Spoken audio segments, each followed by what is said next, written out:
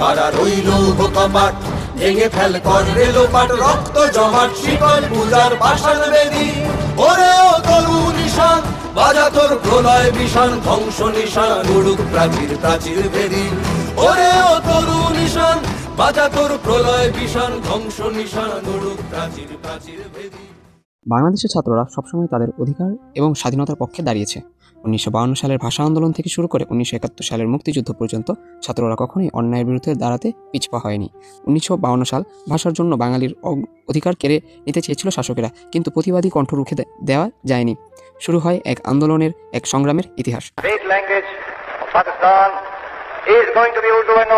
24 তারিখ কার্জন হলে বিশেষ সমাবর্তনে একনায়কী সভাপতি মোহাম্মদ আলী জিন্নাহর ঘোষণা, উর্দুই হবে পাকিস্তানের একমাত্র রাষ্ট্রভাষা। ছাত্রদের একাংশ ন বলে প্রতিবাদ করেন। ছাত্র তরুণদের সেই প্রতিবাদ জারি ছিল পরের 23 বছর। 21 ফেব্রুয়ারি বৃহৎ কর্মসূচির একদিন আগে 19 ফেব্রুয়ারি ঢাকা বিশ্ববিদ্যালয় ক্যাম্পাসে আন্দোলনরত ছাত্রদের এক সভা অনুষ্ঠিত হয়। সালাম, বরকত, রফিক, জব্বার তাদের রক্তে ভিজে গিয়েছিল এই মাটি, তাদের আত্মত্যাগে রচিত হয়েছিল জাতির গৌরবের অধ্যায়। 52 আন্দোলনের ফসল হিসেবেই 2 বছরের মাথায় 1954 সালে যুক্তফ্রন্টের বিপুল বিজয় এবং 1956 সালে সংবিধানে বাংলাকে রাষ্ট্রভাষার মর্যাদা দেওয়া হয়। আত্মপরিচয়ের যে বীজ 52 বপন হয়েছিল তারই চূড়ান্ত ফল আসে 71-এ। শহীদ মিনার ঢাকায় 1952 সালের 21 ফেব্রুয়ারি ভাষা আন্দোলনে শহীদদের স্মরণে প্রতিষ্ঠিত হয়।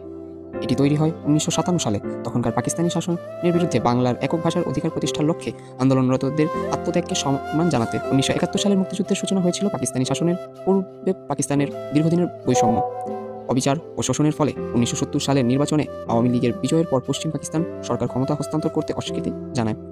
এই পরিস্থিতিতে পূর্ব পাকিস্তানে বিক্ষোভ শুরু হয়, যা পরবর্তীতে স্বাধীনতা সংগ্রামে রূপ নেয়। A rain of bullets and mortar attacks hit the Jagannath Hall. The relatives of the witnesses and the martyrs still tremble when they remember that night. Dhaka University was the source of agitation and struggle against Pakistan. Therefore, on March 25, 1971, the main halls of this university were the target of massacre by the Pak army. More brutality takes place in Jagannath Hall. Preparations for resistance were underway. No one could imagine what terrible night is waiting for. Jagannath হলের গণকবর আমাদের মনে করিয়ে দেয় স্বাধীনতার যুদ্ধ শুরুর প্রথম দিনগুলোর কথা। এখানে শহীদ হয়েছিল তরুণেরা, এই মাটির প্রাণশক্তি, এই জাতির আশা। 1971 সালের মুক্তিযুদ্ধের সময় পাকিস্তানি বাহিনী নরকীয় গণহত্যা, ধর্ষণ, নির্যাতন ও গ্রামের পর গ্রাম ধ্বংস করে ফেলেছিল। 1971-এর ধ্বংসস্তূপে দাঁড়িয়ে বাঙালি থেমে থাকেন। প্রতিরোধের মশাল জালে উঠেছিল প্রতিটি কোণায়, জয় বাংলা ধ্বনিতে পূর্ণ হয়েছিল আকাশ।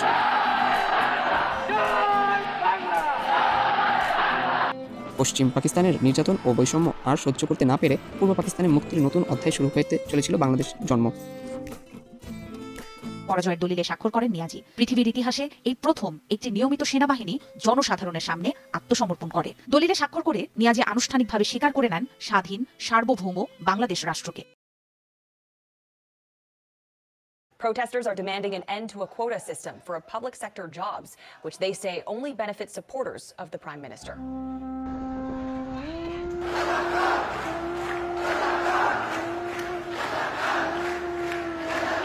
24 সাল আবার নিয়ে এসেছিল এক ভয়াবহ লড়াই। স্বাধীন মাটিতে আবার হারিয়েছিল প্রাণ, চোখ জ্বালিয়ে চলেছিল টিয়ার শেলে, শ্বাসরুদ্ধ হয়েছিল মানুষের, কিন্তু প্রতিবাদ থেমে থাকেনি।